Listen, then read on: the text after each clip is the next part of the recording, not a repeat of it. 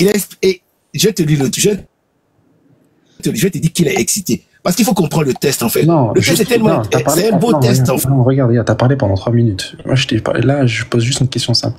Dieu, il a excité qui?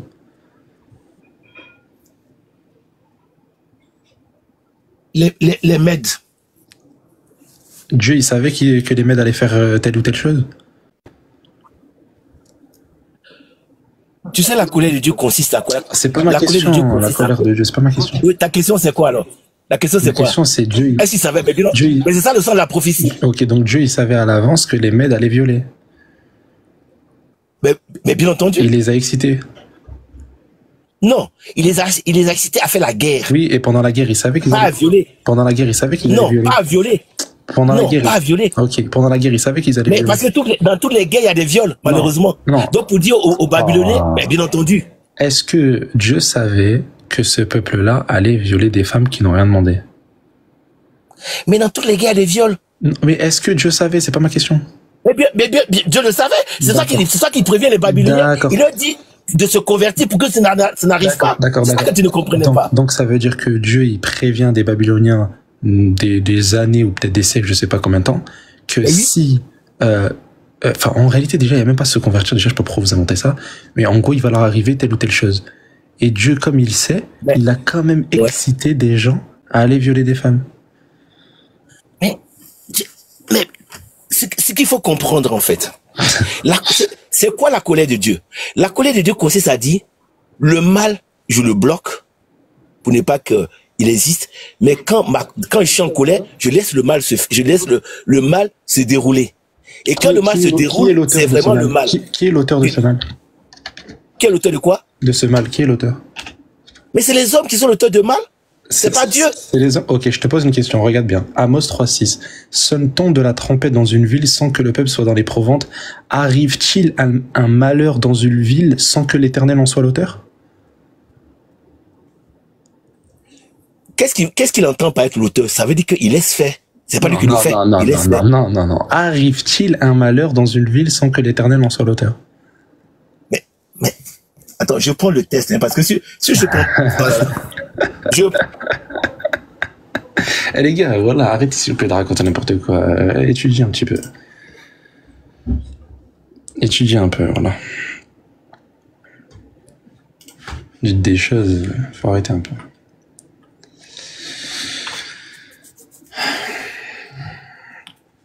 Les gars, moi, regarde, je vais vous donner je parle pour les musulmans.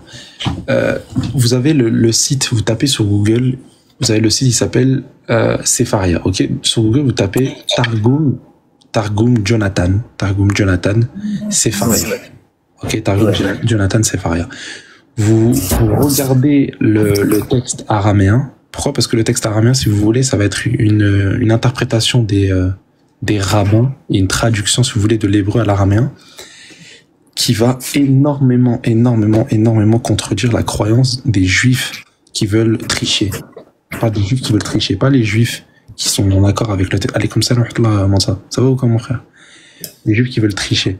Le Targum, si vous voulez, à ce moment-là, en fait, ils essayent de dire, en fait, ce que les anciens ont dit, à partir du 1er, 2e siècle, ce que les anciens ont dit concernant certains versets. Je vous donne un exemple. L'exemple, par exemple, dans Deutéronome 33.2, dans la version Massorette, on va avoir un passage où ça va nous dire que... Regarde. On va nous dire que l'Éternel est venu du Sinaï, il s'est levé sur eux de Séhir, il a resplendi de la montagne de Paran, et il est sorti du milieu des saintes myriades, il leur a de sa droite envoyé le feu de sa loi. Ça, c'est la version Massorette. Quand vous allez vérifier la version araméenne du texte, dans ce passage-là, c'est plus la même chose. Dieu, il dit, et l'Éternel s'est révélé au Sinaï pour donner la Torah à son peuple de Beth Israël. Et la splendeur de sa gloire, de la gloire de sa Shekinah, s'est levée de Gébal pour se donner aux fils d'Ésaü. Mais ils ne l'ont pas reçue.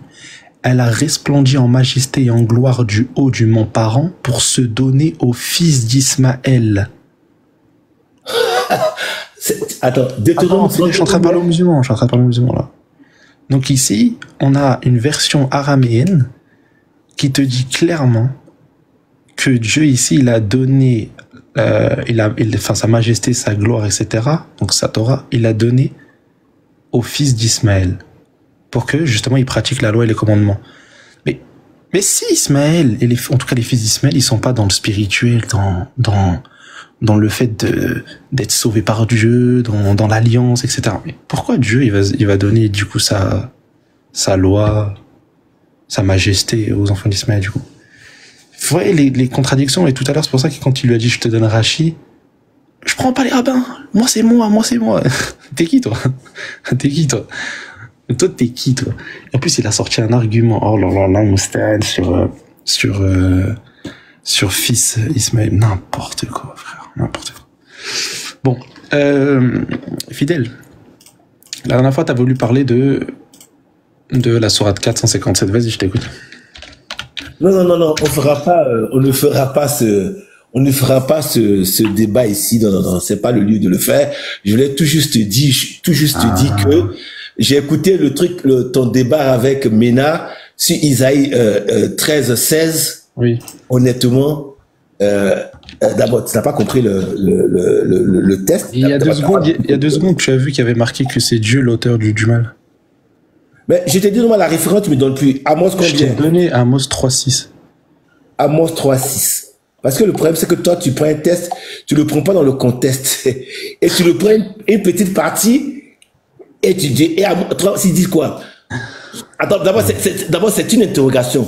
Sonne-t-on de la trompette dans une ville sans que le peuple soit dans l'épouvante?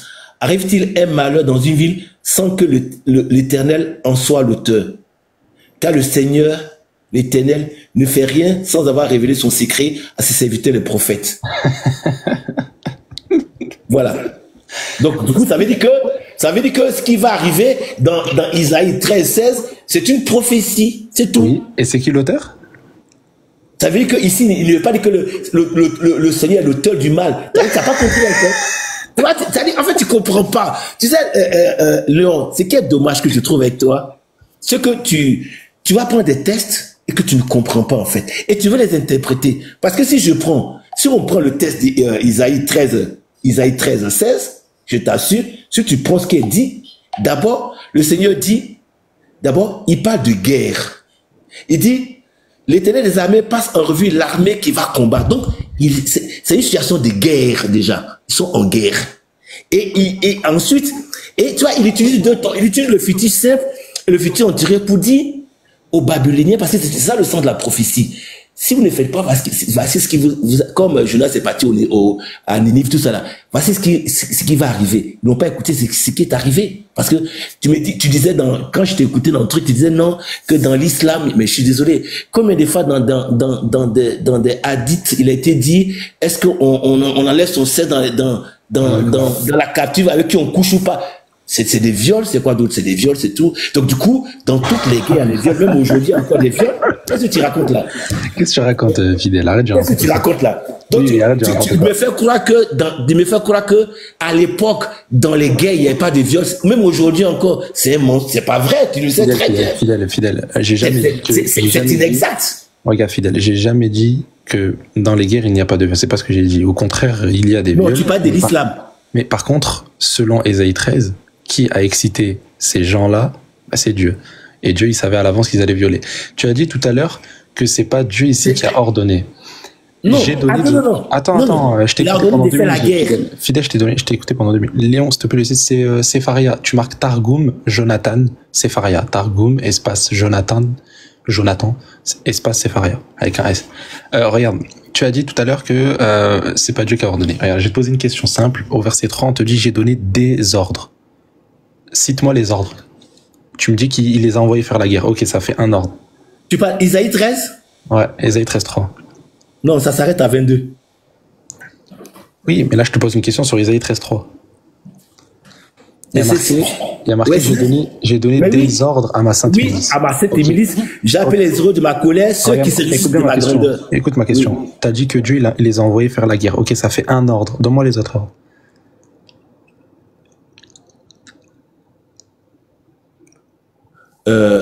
On t'a expliqué les autres. On a donné les ordres, on ne sait pas. D'aller faire la guerre, c'est tout. C'est tout ce qu'on a dit.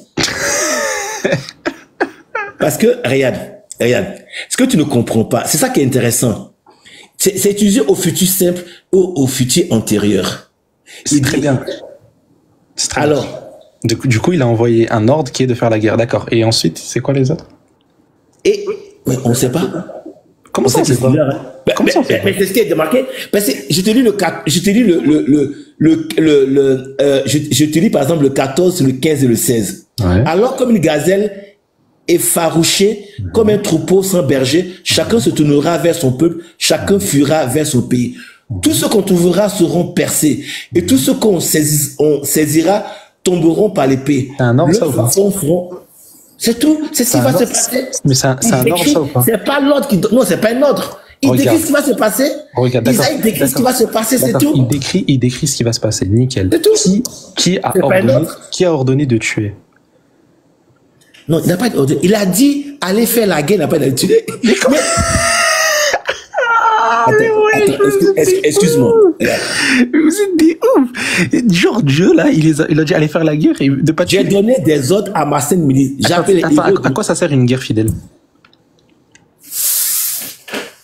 C'est pour battre un ennemi. Et quand tu bats l'ennemi, tu lui fais quoi? Mais tu le tues, c'est tout. Et du coup, ça veut dire que Dieu, il leur a dit d'aller tuer. De toute façon, tu peux faire la guerre, puis tu peux faire la guerre, hein, tu sais, non? Oui, d'accord, mais du coup, Dieu, il leur a dit d'aller tuer. Non, d'aller faire la guerre. Oui, d'aller faire la guerre. Mais tu peux faire la guerre aussi, tu sais, non? Donc, Dieu ici... Attends, Dieu ici, il veut... Léon, non, excuse-moi. Non, attends, tu peux faire la guerre. Fidèle. Les Babyloniens, on est d'accord, c'est des pécheurs. Des grands pécheurs qui font le mal. Est-ce que Dieu, il les a envoyés pour exterminer les pécheurs? Il a envoyé qui? Est-ce qu'il a envoyé son armée pour exterminer les pécheurs? Il a envoyé son armée pour battre ces pécheurs-là. Pour exterminer ou pas? Les battre. Non, mais est-ce que pour les exterminer? Moi, j'ai pas vu où il a dit qu'il va les exterminer. Hein. D'accord, donc t'as pas vu. Bah, écoute bien maintenant. Voici le jour de l'Éternel arrive, au verset 9. Jour cruel, jour de colère et d'ardente fureur qui réduira la terre en solitude et en exterminera les pécheurs. Mais attends, relis-le très bien. Relis-le très bien. Voici le jour de l'Éternel arrive.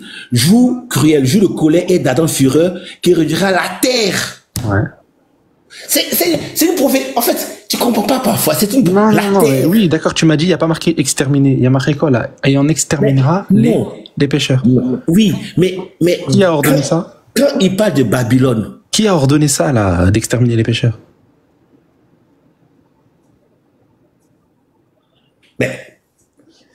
Et on exterminera les pécheurs, oui. Qui a ordonné? Voici le jour de l'Éternel. Non mais, je comprends pas. Voici le jour de l'Éternel arrive. Jour cruel, jour de colère et d'ardente fureur, qui réduira la terre en solitude et on exterminera les pécheurs. Ce jour-là, les pécheurs seront exterminés. Oui, comme ce qui s'est passé à Noé. Qui les a ordonnés à faire ça? Dieu a laissé faire.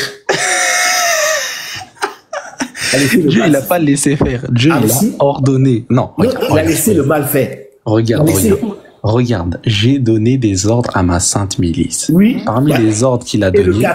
Regarde, parmi les ordres oui, il passe en revue l'armée qui va combattre, justement. Et quand il passe l'armée qui va combattre, il passe en revue, il leur donne des ordres. Tu m'as dit que les ordres, c'est juste faire la guerre. Non, c'est des ordres. Il y en a plusieurs. Et parmi les ordres, c'est de exterminer Babylone.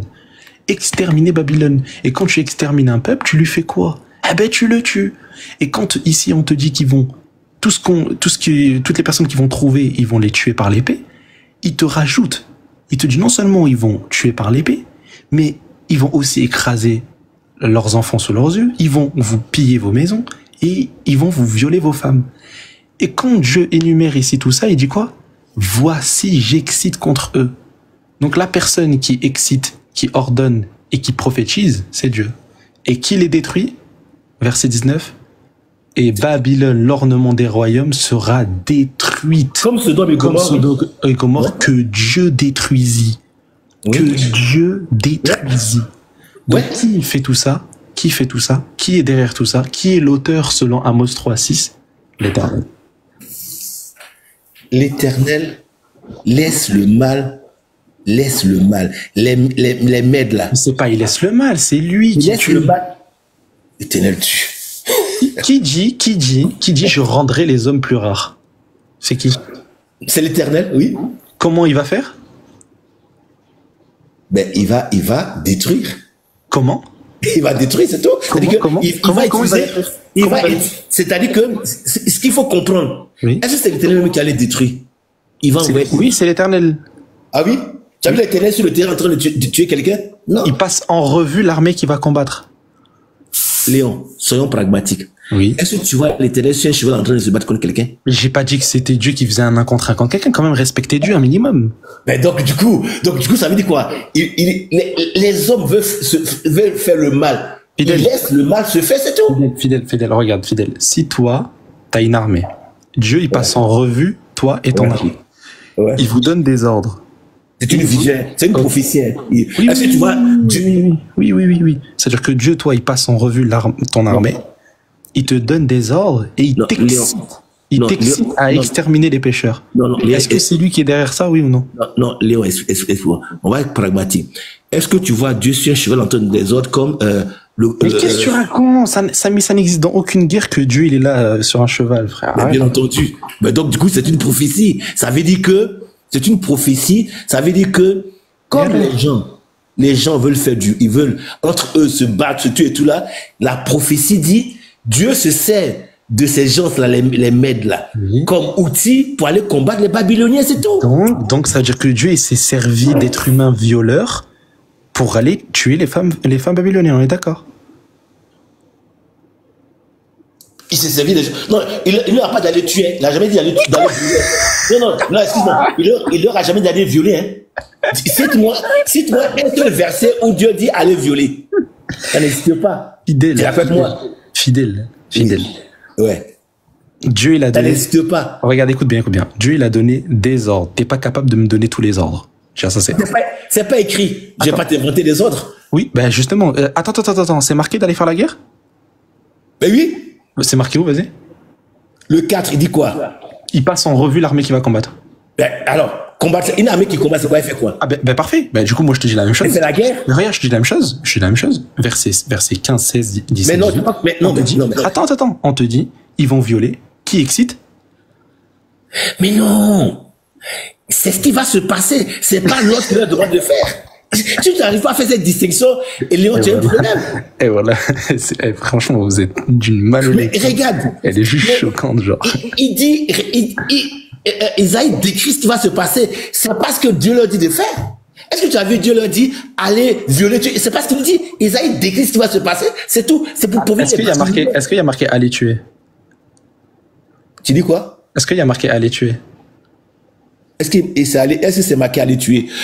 Si tu prends le truc, on dit, tous ceux ta question, c'est marqué aller tuer. Ben, écoute, même si le mot, excuse-moi, oui ou non, le mot n'est pas marqué aller tuer, mais tous ceux qui tomberont par l'épée, c'est tuer, c'est tout, hein, tomberont par l'épée, c'est les tuer. Et qui les a envoyés tuer? Non, ils les envoient faire la guerre. Et quand ils les envoient faire la guerre, ils les envoient pour faire quoi? Pour détruire Babylone. Et quand tu l'as détruit, tu fais quoi?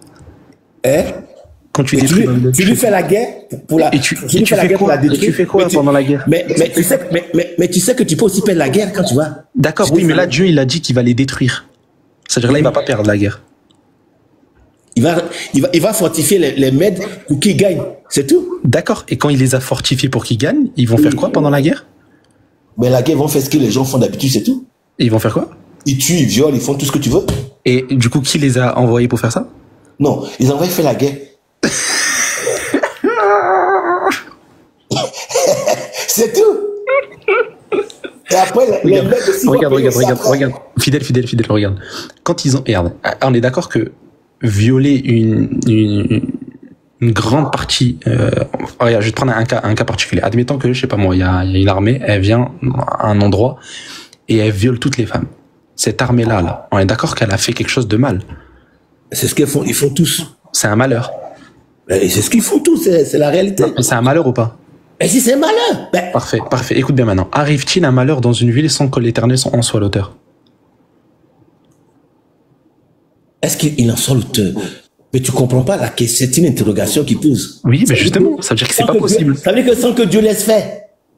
Non, ça veut pas dire que Dieu laisse faire. Mais oui. Regarde, il dit, arrive-t-il un malheur dans une ville sans que l'Éternel en soit l'auteur? Regarde le verset 7. Car Ouais. le Seigneur, l'Éternel, ne fait rien sans avoir révélé son secret à ses prophètes. Oui. Est-ce qu'il a révélé à Ésaïe que Babylone allait être déchirée par les ordres de Dieu qu'il a donnés aux Mèdes? Oui ou non? Il a révélé à Esaïe de prévenir les Babyloniens. S'ils continuent, c'est ce qui va leur arriver. Non, il a Mais dit si. pas s'il continue. Il y a pas Ah, mais marqué bien s'il entendu. continue. Mais sinon, quel est le sens d'une prophétie, à ton avis? Non mais attends, Fidèle, où est-ce qu'il y a marqué s'il continue? Tu sais, mais pourquoi est-ce qu'il décrit les iniquités, tout, pourquoi il détruit ça? Quel est le sens de la prophétie? Fidèle, C'est tu pour as prévenir les dit gens. Non, mais s'il excuse-moi. continue. Fidèle, Non, tu as dit non, non. s'il continue. C'est Non, marqué où? mais, excuse-moi, Léon, soyons pragmatiques là. Oui, vas-y. Si moi je te dis, Léon, je sais pas dans quelle ville tu habites en région parisienne, je sais pas si tu dois être en région parisienne. Non. Je te dis, Léon, si tu vas à Vincennes à 21h, il va t'arriver un malheur. Il y a marqué où le si, là? C'est aussi. Dans tout le verset, là, dans tout Isaïe 13, c'est aussi. Tu dis, où est-ce que c'est marqué si? Ouais. Mais tout ce qu'il décrit, c'est pour leur dire de renoncer au mal qu'ils font. Pas du tout. C'est pas du tout marqué ça. Là, c'est une menace claire. Il n'y a pas de retour en arrière. Il va les détruire. Il n'y a pas de si, en fait. Ah ouais, tu crois? Oui. Vas-y, lis tout le passage. Ça, c'est ce que Pasteur Ménard, il a voulu dire, sauf que c'est faux. Et je l'ai dit en plus dans le live, c'est faux. Il n'y a pas de en mode ouais, je vais vous dire ça si vous vous repentez pas. C'est faux, ça. Il y a pas. Ça n'existe pas. Là, c'est une menace claire. Pourquoi? Parce qu'ils ont déjà tué les Israélites. Ils ont déjà fait un bordel, en fait, les Babyloniens. Attends, non, ma question est mal posée. Léon, si je te dis, Léon, on est là. J'ai dit, si demain tu pars à Vincennes, à 21h, il va t'arriver un malheur. Qu'est-ce que tu fais? T'as dit quoi, répète? Je répète. J'ai dit, on est aujourd'hui lundi. Je te dis, si le mardi 26, tu pars à Vincennes, à 21h, il va t'arriver un malheur. Je te fais cette prophétie-là. Tu fais quoi? Ou tu me crois, tu me crois pas? Si tu me crois, tu vas pas à 21h à Vincennes. Mais tu viens de me dire si tu pars. Non. Je mets plus si maintenant. J'ai dit, Léon, écoute-moi bien. Demain à 21h, si tu pars. Bah, tu me dis si encore. Non, excuse-moi. Non, excuse-moi. Si encore. Non, excuse-moi, j'enlève le si. Léon, à 21h, à 21h, ah oui, j'ai mis le si, ouais. C'est vrai. Je mets non, parce que bon, je conditionne ça à faire, en fait. Voilà. Mais dans la prophétie, ou bien je peux décrire Léon, le mercredi à 21h, tu seras peut-être à Vincennes, il pourra t'arriver un malheur. Il t'arrivera un malheur. Oui, ça veut dire que... Oui, mais attends, Fidèle, tu dis il pourra. C'est marqué où ça dans le texte de Isaïe 13? C'est où il pourra? Ah, futur simple. Oui, c'est marqué où il pourra, là, stopper dans Isaïe 13, donne-nous. Mais t'as pas écouté, donc tu as dit que t'as pas bien écouté le texte. Vas-y, lis Isaïe 13. Regarde le texte. Qu'est-ce qu'il dit? Vas-y. Il dit... En fait, dans Isaïe 13, il n'y a que des affirmations. Hein. Je sais pas où tu as vu dans il pourra. Ou ils pourront, ça n'existait pas. Il dit voilà. Quand les étoiles le disent, quand les étoiles des cieux et leurs astres ne feront plus briller leur lumière, le soleil s'obscurcira. S'obscurcira, merci, ouais, dès son lever. Et la lune ne fera plus luire sa clarté. On est dans le futur simple. On est dans le futur. Ça veut dire que, voilà. C'est des affirmations, ça, ou c'est au conditionnel? Non, il n'y a pas de condition, non. Donc c'est des affirmations. Mais non, il annonce quelque chose qui va arriver. Qui va arriver, nickel. Donc ça va arriver. Ça veut dire que, non, mais attends, il n'y a pas marqué s'ils se repentent. Non, ça veut dire que, comme tu le sais, comme il te l'a dit avant, ben, tu peux prendre tes précautions. C'est tout. Je punirai le monde pour sa malice et les méchants pour leurs iniquités. Je ferai cesser l'orgueil des hautains et j'abattrai l'arrogance des tyrans. Donc c'est que des affirmations. C'est au futur simple. Oui, donc c'est que des affirmations du coup. Mais non, les gars, pourquoi vous le faites descendre? Les gars, laissez, frère. C'est pas parce que lui il monte quand... Les gars, le faites pas descendre comme ça en plus, frère. Laissez-les les deux.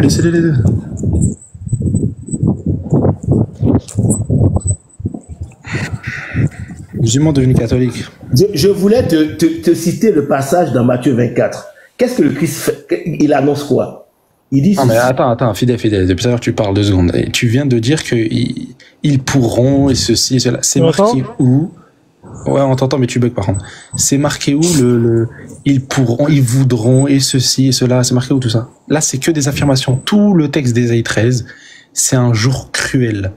Dieu, il prophétise un jour cruel qui va se Ouais. passer aux Babyloniens. Il n'y a pas de repentez-vous, sinon je vais vous faire ça. Faites ceci, sinon je vais faire ça. Non. C'est vous avez fait, je vais vous châtier, c'est tout fin. Alors, je pense que comme tu connais assez bien l'Ancien Testament, lorsque le prophète, j'ai plus lequel prophète, je sais pas, qui a dit à Ézéchiel, c'est ça, non, Ézéchias, qu'il va mourir et que Ézéchias s'est mis à pleurer. Dieu n'est pas revenu, le prophète n'est pas venu l'attendre, il dit à Ézéchias que non, il te donne encore 15 années en plus. Oui. Donc ça veut dire que Dieu, si les gens se convertissent, Dieu peut revenir sur sa décision. Il est où le rapport avec le texte d'Ésaïe 13? Mais je te donne l'exemple que Dieu est capable, je donne l'exemple Ézéchias. Fidèle. Est-ce que dans le texte que tu es en train de prendre, est-ce que Dieu, il a prophétisé ça depuis des siècles ou des années? Il leur a dit, un tel, il va mourir, c'est le jour de l'ardente fureur, je vais le tuer, et ceci et cela. Et puis finalement, ah mais non, mais tu t'es repenti, donc c'est bon en fait. Non. C'est Dieu, il lui a dit, tu vas mourir. Et après ça, il a entendu, et d'ailleurs là on parle d'un croyant, on parle pas d'un mécréant, on parle d'un croyant ici. Il a prié Dieu, et lorsqu'il a prié Dieu, il lui dit, je vais te rajouter 15 années. Mais il va mourir finalement, dans tous les cas, il meurt. Mais il va lui rajouter 15 années. Là, ça n'a rien à voir. Là, c'est une prophétie de destruction. Et pas n'importe quelle destruction, puisque quand Dieu il ordonne littéralement sa sainte milice à violer des femmes. Non, non, c'est pas l'ordre qu'il leur a donné. Cite-moi un verset où il a donné Donne-moi les ordres, donne-moi tous les ordres. Mais non. Le seul ordre que je connais a dit, il est en train de, il visite son armée pour aller, Quoi? C'est ça un ordre? Hein? C'est quoi? C'est ça un ordre? C'est visiter une armée? Donc Dieu il visite une armée, c'est ça un ordre? Et il s'ordonne lui-même de visiter une armée, quoi. Non, mais attends, non, relisons ce qui est écrit. Parce que J'ai donné des ordres à ma sainte milice. Je veux que tu m'énumères tout de suite tous les ordres que Dieu il a donnés à sa sainte milice. Vas-y, je t'écoute. Non. Mais c'est pas expliqué. Donc ça veut dire que ce qu'ils vont faire, les Mèdes, sa sainte milice, tout ce qu'ils vont faire, c'est par ordre divin, oui ou non? Pas nécessairement. Pas nécessairement? Donne-moi où il les a blâmés. Où est-ce qu'il les a blâmés? Mais ils l'ont pas encore fait, c'est une prophétie. Non, moi je te parle quand ça s'est réalisé. Dans Daniel 5, où tu as même la prophétie de Jérémie 51. Où est-ce que Dieu les a blâmés? Tu sais que Dieu, il a oint Cyrus quand même. Je sais, oui. Oui, et alors? S'il l'a oint, c'est pour faire une mission. Oui. D'accord. Dans sa mission, est-ce que Dieu lui a dit ici d'aller tuer les Médo-Perses, les Babyloniens, pardon, de reprendre le royaume? En fait, je veux dire que Isaïe 13, c'est une prophétie d'Isaïe sur Babylone. Ouais, vas-y, fidèle. Va maîtriser Ésaïe 13. Mais non, mais dis-moi un seul verset. C'est bon, on tourne en rond. Lis-le plusieurs fois. Mais non, mais je l'ai une fois que tu auras bien étudié Ésaïe 13, on en reparlera. Mais attends, je vais te citer un truc je vais t'expliquer quelque chose qui va se passer dans Matthieu 24, 2. Écoute au moins 2 secondes. 24, 2. Qu'est-ce que le Christ dit? Il dit ceci. Et puis, voilà. Il dit, comme Jésus en allait sortir, voilà, le 2. Mais il leur dit, voyez-vous tout cela? Je vous le dis en vérité, il ne restera pas pierre sur pierre qui ne soit renversé. Il fait une prophétie. Pourquoi? Parce que les Juifs ont refusé de l'accueillir. Et c'est ce qui est arrivé. C'est une prophétie, c'est tout. Et Isaïe fait une prophétie sur Babylone. Ça veut dire que si les gens avaient écouté, ce ne serait pas arrivé. Et il le dit par la suite. Il dit, voilà, c'est tout. C'est une prophétie. Le point, c'est que lorsque Titus est arrivé, qu'est-ce que tu crois qu'ils ont fait quoi les Romains? Ils ont tué, ils ont violé, ils ont tout brûlé. Ils ont violé les femmes. Fidèle, dans ta prophétie, là, que tu prends dans Matthieu 24, est-ce que Jésus, il dit, celui qui écoute, celui qui persévérera dans la foi, etc., il sera sauvé? Est-ce que quoi? Celui qui fait quoi? Je n'ai pas compris. Ouais. Celui qui va croire, celui qui va pas suivre ses passions, etc., il sera sauvé. Est-ce que Jésus il dit ça dans Matthieu 24? Dans Matthieu 24, il explique tout ce qui, comment l'arrivée des faux prophètes. Ouais. Est-ce qu'il te dit celui qui reste croyant, il va être sauvé? Attends, il mettra un pied dans le règne, pas c'est là qu'il aura. Mais oui, celui qui croit sera sauvé. Ah, donc ça veut dire qu'il cite des prophéties, il te dit qu'il va se passer des dingueries, mais par contre, celui qui va croire, il va être sauvé. Où est-ce que dans Isaïe 13, il dit ça? Mais Isaïe 13, c'est une prophétie qui est lointaine. D'accord. Non. Regarde. Hein. On a dit ici de Jésus à la fin des temps. De Jésus à la fin des temps. Là, on est 2000 ans après Jésus. On va prendre Ésaïe, date de naissance. Ésaïe, date de naissance. Regarde. Ésaïe, date de naissance, c'est 770 avant Jésus. On va prendre destruction de Babylone. Ça s'est passé quand? En 539 avant Jésus. Ah! Donc pas plus de 200 ans. Donc en pas plus de 200 ans. Donc en pas plus de 200 ans, Dieu il avait déjà prophétisé à l'avance qu'il allait détruire Babylone. Il n'aura pas dit si, ou si, non. 200 ans avant, je vais vous exterminer. Et ça s'est accompli 200 ans après. Là, t'es en train de me sortir Matthieu 24, où Jésus il prophétise quelque chose de la fin des temps. On est 2000 ans après, il s'est rien passé encore de tout ça. De la fin des temps. Et il te dit par contre celui qui va il te dit mais celui qui persévérera jusqu'à la fin sera sauvé. Mais c'est bizarre. Non, t'as pas compris. C'est bizarre. 24:2, il parle de la destruction du temple. C'est de ça que je te parlais. T'as dit quoi? Et qu'est-ce que c'est? 24:2, Matthieu 24:2, il parle de la destruction du temple. Et pourquoi tu me parles que de ça? Mais je t'ai dit, une prophétie, qu'est-ce qui s'est passé? Qu'est-ce que tu dis ça? Plusieurs prophéties dans Matthieu 24, il n'en cite pas qu'une. Non, je parlais que du temple, la destruction du temple. Il ne restera pas pierre sur pierre. Et qu'est-ce qui s'est passé? Quand ils ont tout brûlé, ils ont fait quoi? Ils ont fait quoi? Ils ont violé, ils ont tué, ils ont tout brûlé, ils ont tout fait. Mais est-ce que c'est Dieu qui les a ordonnés ici à les violer? Ou à tuer ou quoi que ce soit? Très bien, très bonne question. Est-ce que c'est le Christ qui leur a dit de détruire? Non. Il leur a dit, comme Jésus s'en allait au sortir du temple, ses disciples s'approchèrent pour lui en faire remarquer les constructions. Mais il leur dit, voyez-vous tout cela? Je vous le dis en vérité, il ne restera pas ici, pierre sur pierre, qu'il ne soit renversé. Et c'est ce qui est arrivé. Et quand tu c'est arrivé, est-ce que c'est Dieu qui a ordonné à l'armée de Titus? Est-ce que c'est Dieu qui a ordonné ici à l'armée de Titus, il leur a donné plusieurs ordres pour aller détruire ici les Israélites, le temple, etc. Si on prend Isaïe et puis on prend ça, tu penses que si Dieu ne voulait pas que ça se fasse, ça se serait passé, ça ne serait pas passé? Dieu, bien sûr que c'est toujours avec la volonté divine, il n'y a pas de problème. Mais là, on parle de celui qui a donné les ordres. D'accord, là tu es d'accord avec moi. Ça c'est très bien. Très bien, Léon. Je pense que tu as évolué en fait. Oui, mais tu as juste cité un autre argument et c'est tout là. Tu vois, ce qu'on veut te dire, c'est que le mal qui a lieu en fait, c'est parce que mon Dieu lève sa main. Parce que les Mèdes, je crois pas que ce sont les habits de Dieu. C'est comme lorsque les Juifs ont été T'as dit quoi? Les Mèdes ici, c'est pas l'armée de Dieu? C'est pas les amis de Dieu, les Mèdes. Ils se réjouissent de la grandeur de Dieu? Oui, mais c'est pas les amis de Dieu, les Mèdes. Est-ce qu'ils se réjouissent de la grandeur de Dieu? Oui, mais depuis quand ils ont été des amis de Dieu? Les Mèdes. Non, écoute, Léo, depuis quand les Mèdes ont été des amis de Dieu? Attends. Donc là, on te dit, écoute bien. Écoute bien ce que Dieu t'a dit. Il te dit, l'Éternel est les instruments de sa colère. Est-ce que Dieu était en colère face aux Babyloniens? Il a utilisé les Mèdes comme instruments de sa colère. Parfait. Est-ce que ces instruments-là en question se réjouissent de la grandeur de Dieu? Isaïe dit oui. Non, pas Isaïe dit oui. C'est ce qui dit le verset. Hein? C'est Dieu qui dit oui. Dans la prophétie d'Isaïe, c'est ce qu'il dit. Oui, c'est Dieu qui dit qu'il se réjouisse de ma grandeur. C'est pas Isaïe. Comment c'est pas Dieu qui le dit? C'est Dieu qui dit ceux qui se réjouissent de ma grandeur. Oui, j'ai appelé les héros. Mais c'est une prophétie. Oui, mais on le sait que c'est une prophétie. Tu l'as répété combien de fois? On le sait. Ouais. D'accord, c'est une prophétie. Ceux qui réjouissent de ma grandeur. Ceux qui se réjouissent de sa grandeur. Mais les Mèdes n'ont jamais été les amis de Dieu. Attends, donc le ouin qui a été... Attends, Dieu, il a ouin qui ici? Les Mèdes là, il a ouin ici? Non, Dieu, est-ce qu'il a ouin le Cyrus? Si, il était...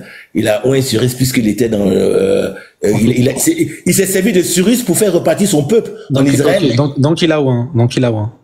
Il appelait même son Messie. Est-ce qu'il a oint Titus? Est-ce qu'il a oint Titus? Mais non. Ah, c'est bizarre quand même. Ça veut dire que lorsque Dieu y oint Cyrus, bizarrement, quelques années plus tard, destruction massive ici du peuple babylonien. C'est bizarre quand même. Mais 200 ans après, tu te rends compte, les Babyloniens avaient le temps de se convertir. Où est-ce que Dieu, il leur a dit, si vous vous convertissez, etc., je vais pas vous chercher, c'est marqué où ça? Mais regarde, tu vois, tu lis pas bien le truc. Oui, donne-moi un verset. Et regarde, il dit, regarde ce qu'il dit, c'est ça qui est intéressant que tu lis pas en fait. C'est ça, ouais. Il dit, voilà, non. Et Babylone, l'ornement des royaumes, la fière parure des Chaldéens sera comme Sodome et Gomorrhe que Dieu détruisit. Elle ne sera plus jamais habitée, elle ne sera plus jamais peuplée. L'Arabe n'y dressera point sa tente et les bergers n'y parqueront point leurs troupeaux. Mais c'est surtout pas ça. Mais c'est avant. Attends, je te dis, pourquoi est-ce qu'il le fait? Je punirai le monde pour sa malice, les méchants pour leur iniquité. Qui est méchant? Il parle des Babyloniens. Tu me dis, je lis pas bien et toi, tu te trompes de verset. Non, c'est pas ça. Non, c'est parce que tu vois, je punirai le monde pour sa malice, les méchants pour leurs iniquités. Je ferai cesser l'orgueil des hautains et j'abattrai l'arrogance des tyrans. C'était le cas des Babyloniens. D'accord. Donc, si. Mais il est où le conditionnel là? Mais non, pourquoi il utilise le futur simple? C'est pour dire quoi en fait? Ça veut dire pour dire que les Babyloniens avaient le temps, en sachant cela, de changer. Ce que tu dis, c'est faux. Tu n'as pas de preuve pour dire ça. Ézéchias, Regarde. Je te prends une prophétie, n'importe laquelle. On va prendre Genèse 17-20. Ok, on va prendre Genèse 17-20.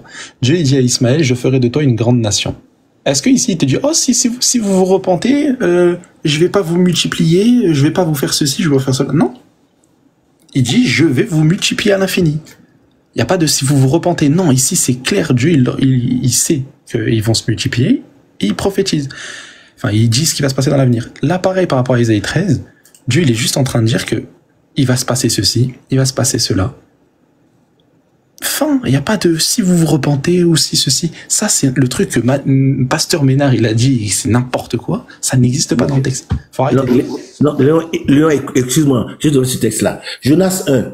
La parole de l'Éternel fut adressée à Jonas, fils d'Amithaï, en ces mots. Lève-toi, va à Ninive, la grande ville, et crie contre elle, car sa méchanceté est montée jusqu'à moi. Qu'est-ce qu'ils ont fait après? Attends, il a dit quoi? Relis le verset? Il dit, lève-toi, va à Ninive. Non, juste, ouais, vas-y. La parole de l'Éternel fut adressée à Jonas. D'accord? Ouais. Lève-toi, va à Ninive, la grande ville, et crie contre elle, car sa méchanceté est montée jusqu'à moi. Donc, crie contre elle. Il les avertit ou pas? Pour les avertir. D'accord. Où est-ce que dans Isaïe 13, ici, il est en train de leur dire, non. Je vais envoyer quelqu'un, là, il va vous avertir. Mais 200 ans avant! Et alors? Il est juste en train de dire 200 ans avant, il est juste en train de dire qu'il va les exterminer. Mais, et quand il est parti à Ninive, qu'est-ce qu'ils ont fait? Jonas est parti à Ninive. Ils sont convertis. Regarde, je vais te mettre un KO, fidèle, regarde. Ouais. Comme ça, la prochaine fois, tu reviens plus sur ça. Pourquoi? Dieu, il a donné une loi dans Deutéronome par rapport à Amalek, on est d'accord? Il leur a dit qu'il va les détruire. Amalek, oui. C'est dans quel Deutéronome? Dans le texte de Deutéronome, là, attends, je te donne le passage. Pas ouais. Amalek, oui. Qu'est-ce qu'Amalek a fait au peuple hébreu? Oui, ils ont fait un massacre. Ils ont fait un massacre. Voilà, exactement. C'est ça, en fait, la question. Oui, on est d'accord sur ça. Ils ont fait un massacre. Comme les Babyloniens, ils ont fait un massacre aux Israélites. Dieu, il leur a dit, du coup, qu'il va massacrer le peuple d'Amalek. On est d'accord ou pas? Entièrement d'accord. Voilà, parfait. Ça s'est réalisé, oui ou non? Ça s'est réalisé, oui. D'accord. Ils se sont repentis? Mais non, ils étaient dans le mal. Comment tu veux qu'ils se repentent? Attends. Donc ils se sont pas repentis? Non. Nickel. Donc Dieu, des années, des siècles et des siècles auparavant, il leur a dit qu'il va les détruire un jour. Mais non. L'histoire d'Amalek, merci, l'histoire d'Amalek, c'était pas une prophétie. Il a dit aux Hébreux d'aller combattre. Dis-moi donne-moi le passage, je te dis ça. T'allais les Ainsi combattre. parle l'Éternel des armées. Je me souviens de ce que Amalek fit à Israël lorsqu'il ferma le chemin à sa sortie d'Égypte. C'est Deutéronome quoi? Frappe Amalek et détruit Deutéronome par quoi? interdit. Hein? Deutéronome quel numéro? C'est Nombre 24, verset 20. Il dit, Balaam vit Amalek, il prononça son oracle et dit, Amalek est la première des nations, mais un jour il sera détruit. Oui. Nombre. Tu dis nombre 24, non? Nombre 24, verset 20. Oui. D'accord. Donc il dit, un jour il va être détruit. Il faut toujours lire. Un oracle ou pas? Hein? C'est un oracle ou pas? Mais non, c'est pas un oracle. Il prononça son oracle. Oh, Fidèle, tu peux arrêter s'il te plaît d'être contre. Attends. Et tu me dis c'est pas un oracle, il y a marqué il prononça son oracle. Attends, Balak vit. Attends. Non, excuse-moi. Balak vit à Malak. Tu dis le 20. Oui. Balak vit à Malak. Il prononça son oracle et dit à Malak est la première des nations, mais un jour il sera détruit. Donc. Excuse-moi, est-ce que Balaam est un prophète de deux choses du Seigneur? Oui, Balaam à ce moment-là, en fait, il parlait directement avec Dieu.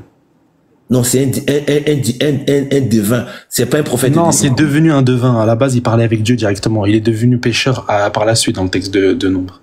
Je connais même pas ça, Fidèle. C'est un devin, Balak. Oui, mais à la base, c'était un craignant de Dieu. Il est devenu quelqu'un de mauvais bien après.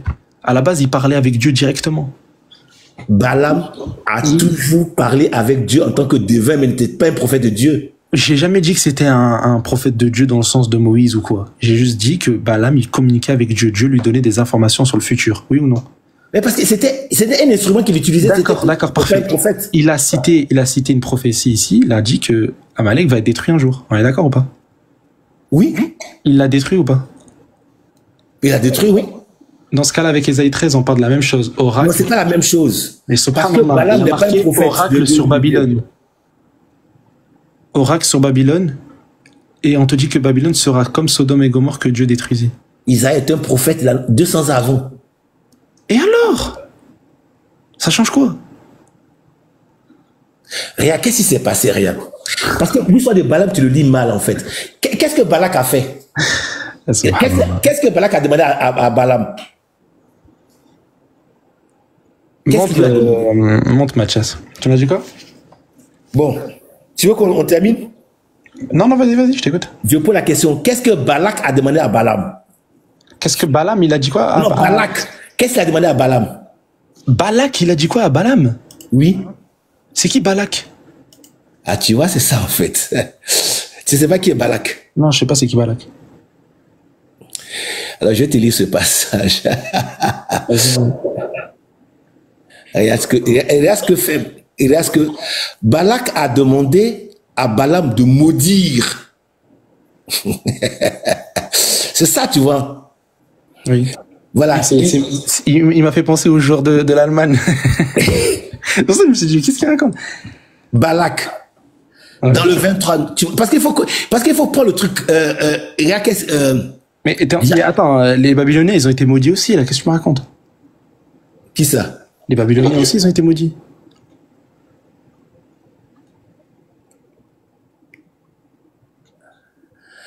Voilà. Et là, ce que Balak a demandé il a dit à Balaam de maudire les choses, le peuple.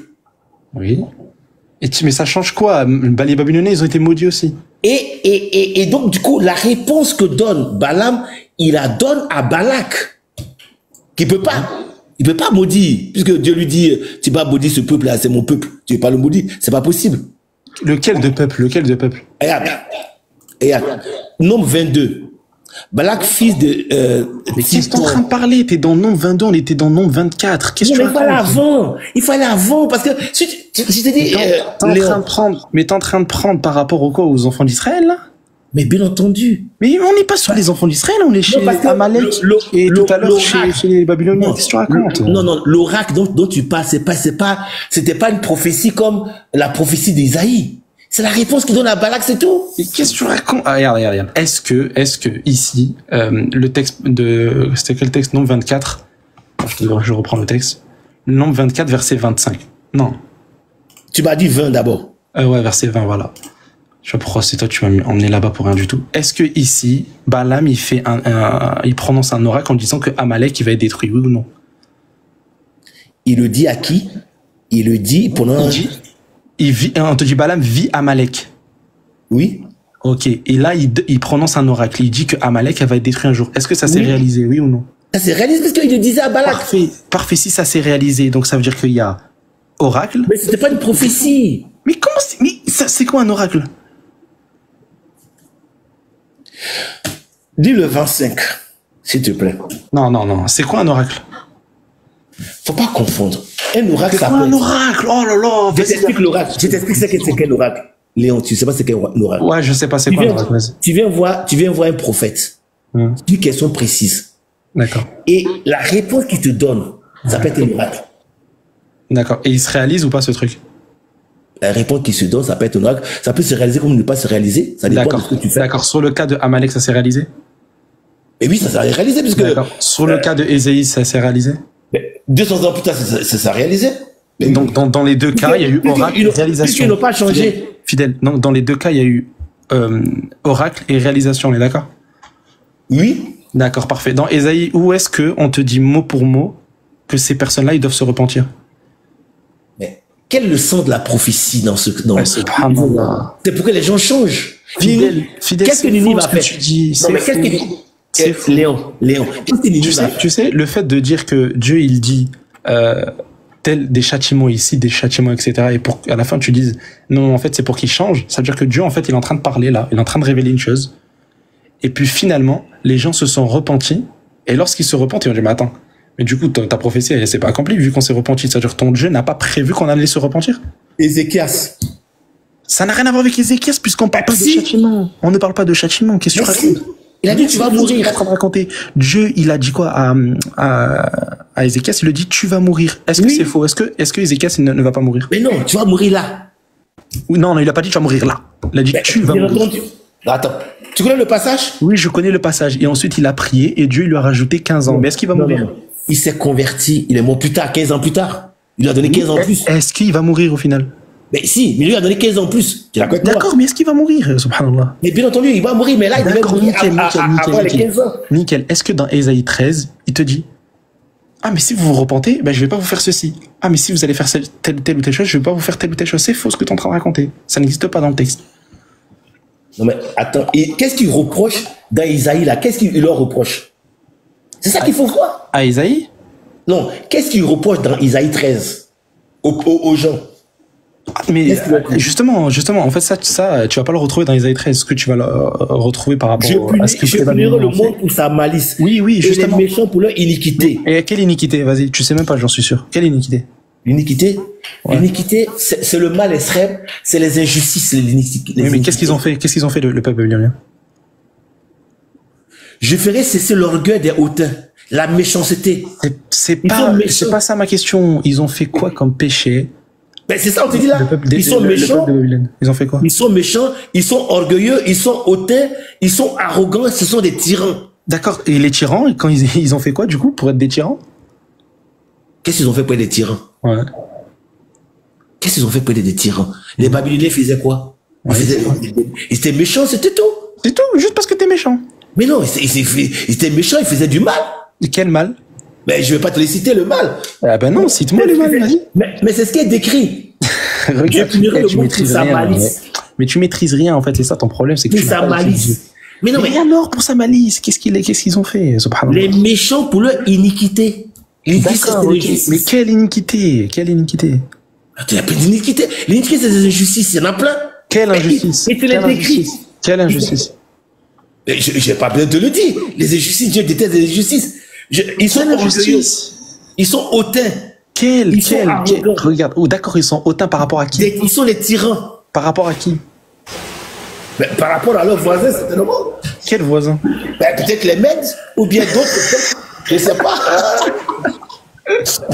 En tout cas, les Babyloniens, ce qui est sûr, c'est que, tu vois, arrête de dire n'importe quoi, fidèle, arrête de dire n'importe quoi. Les Babyloniens, pourquoi Dieu les a châtiés? C'est pour ça que d'ailleurs tu vas retrouver ça dans les commentateurs chez les chrétiens et même chez les juifs, ils s'accordent à te dire que les Babyloniens, ils ont massacré le peuple d'Israël. Ils ont massacré le peuple élu. Et du moment où ils ont massacré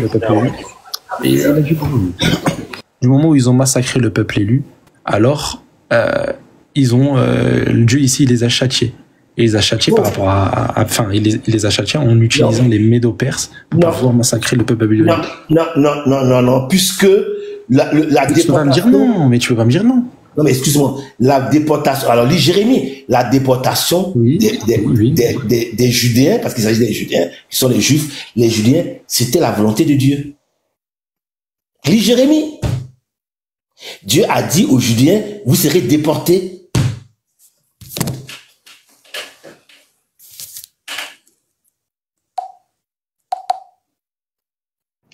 Léon va revenir. Donc je vais te laisser Léon, comme il se fait tard là, il est minuit passé. Ce que je disais, c'est que la déportation des Judéens, c'était la volonté de Dieu. Jérémie a dit ça. Donc tu peux pas me dire que... arrête de dire n'importe quoi. Mais si. Arrête de dire n'importe quoi. Regarde. Ici, on te dit mot pour mot que dans Jérémie 51, d'ailleurs, c'est les arguments que j'avais utilisés avec Pasteur Ménard, mais bon, lui, comme il est trop nul, j'ai même pas eu besoin de faire ça. Ici, bon, je vais citer juste quelques trucs. On te dit que Dieu, il a excité l'esprit des rois de Mède parce qu'il veut détruire Babylone, car la vengeance de l'Éternel, la vengeance de son temple. Qu'est-ce qu'ils ont fait, les Babyloniens? Ils sont venus, ils ont détruit le temple, ils ont massacré les gens. Ils ont massacré les Israélites, ils ont violé les femmes israélites. Et comme il y a la loi du talion chez les enfants d'Israël, alors Dieu, il a fait quoi? Il a envoyé les Médo-Perses pour aller faire exactement la même chose. C'est pour ça que les Juifs, ils te disent, et d'ailleurs, ils ont aucune honte à te dire que Dieu, oui, il a excité les Médo-Perses à aller violer des femmes. Ils ont pas de honte. Parce que, frère, c'est marqué mot pour mot, en fait. Il n'y a pas de débat là-dessus. Il n'y a que vous. Comme vous avez une morale d'athée, vous voulez pas accepter ça. Vous voulez pas accepter que votre Dieu, il ait fait ça. Si, ton Dieu, il a fait ça. C'est tout. Pourquoi? Lis dans Jérémie. Je viens de te lire dans Jérémie, justement, qu'ils ont détruit le temple, ils ont massacré les enfants d'Israël.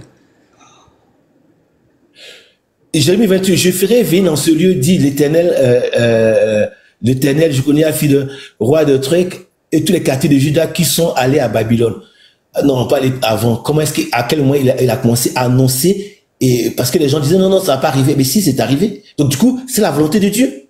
Et c'est attends, et qui est-ce qui a ordonné pour tuer, etc. Non, il a dit de les déporter, n'a pas dit. Ben, tu sais, de toute façon, tu sais une chose est certaine, Léon, tu le sais très bien. C'est des sanguinaires, tous ces gens-là, en fait. Écoute bien, je vais lire, écoute bien. Aiguisez les flèches, saisissez les boucliers. L'Éternel a excité l'esprit des rois des Mèdes parce qu'il veut détruire Babylone, car c'est la vengeance de l'Éternel, la vengeance de son temple. Élevez une bannière contre les murs de Babylone, fortifiez les postes, placez les gardes, dressez des embuscades, car l'Éternel a pris une résolution et il exécute ce qu'il a prononcé contre les habitants de Babylone. Toi qui habites près des grandes eaux et qui as d'immenses trésors, ta fin est venue, ta cupidité est à son terme. L'Éternel des armées l'a juré par lui-même. Oui, je te remplirai d'hommes comme de sauterelles, et ils pousseront contre toi des cris de guerre. Il a créé la terre par sa puissance, il a fondé le monde par sa sagesse, il a étendu les cieux par son intelligence. À sa voix, les eaux mugissent dans les cieux. Oh, ça par contre, le verset 15, je vais le garder comme argument. Attends, 2 secondes, hein. Je note ça. Tu lis quel passage, en fait, là? Attends. Ça, j'avais oublié la dernière fois, je l'avais lu. Ok, j'ai lu Jérémie 51 à partir du verset 15. Et ensuite, on te dit, tout homme devient stupide par sa puissance, etc. Et ensuite, il te dit... 2 secondes, attends, c'est où déjà?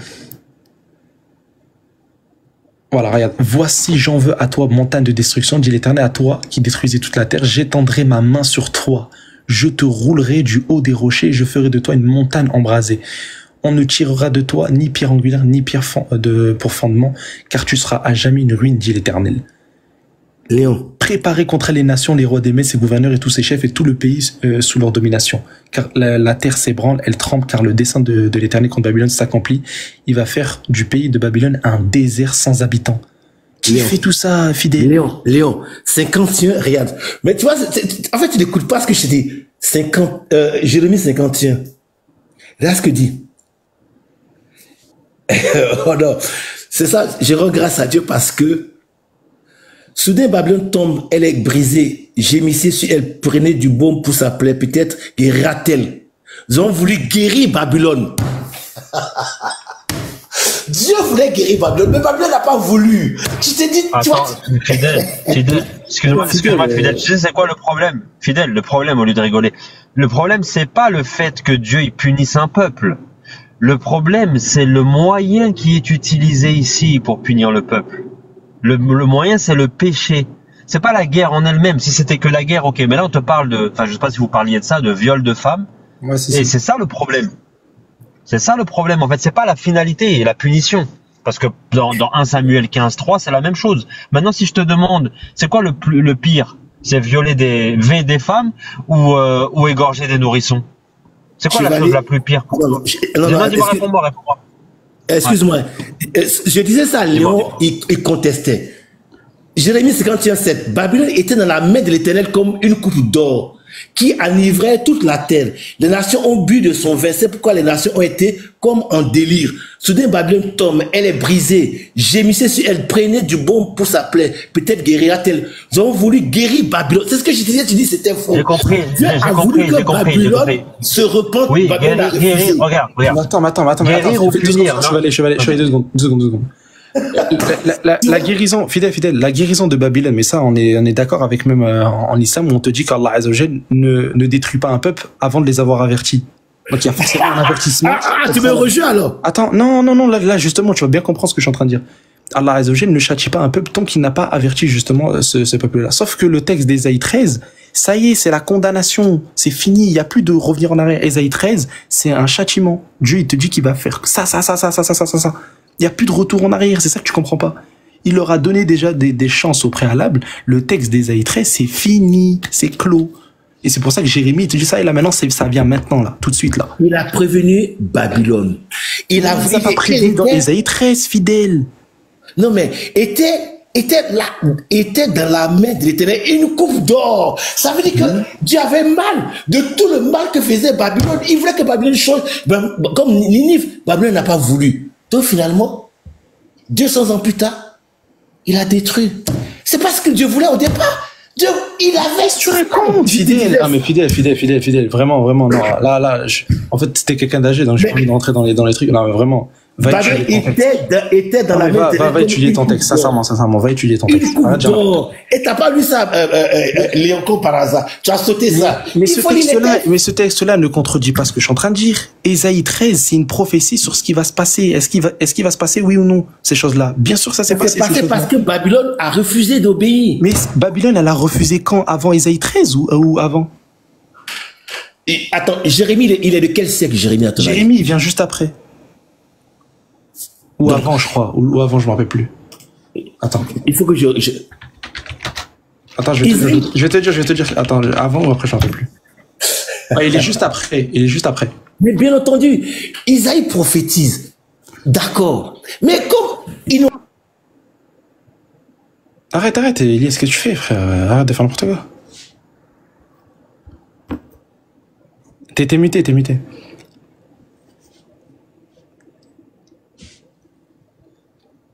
Wallah, frère, il est encore en train de rejeter, miskin. Je vais te laisser, d'accord? Ok, bonne soirée, Léon. Tu vois, donc au moins tu as compris cela. Mais fidèle, t'es rien en train de dire là. T'es juste en train de dire que Dieu, il les a avertis au préalable, c'est-à-dire des siècles avant. Mais les 13, c'est le châtiment, il a rien averti. Mais si! C'est ça le sens de la prophétie. Fidèle, tu confonds ici le fait de dire je vous envoie quelqu'un, repentissez-vous, et le fait de dire je vous annonce ici une destruction. Qu'est-ce que tu racontes? Babylone était dans la main de l'Éternel comme une coupe d'or, Léon. Oui. Une coupe d'or. Oui. Il était là, il voulait pas la détenir. Mais comment il a prévenu que, voilà, il n'a pas voulu écouter. Il voulait la guerre. Elle a pas voulu écouter, mais quand? C'est quand elle a pas voulu écouter?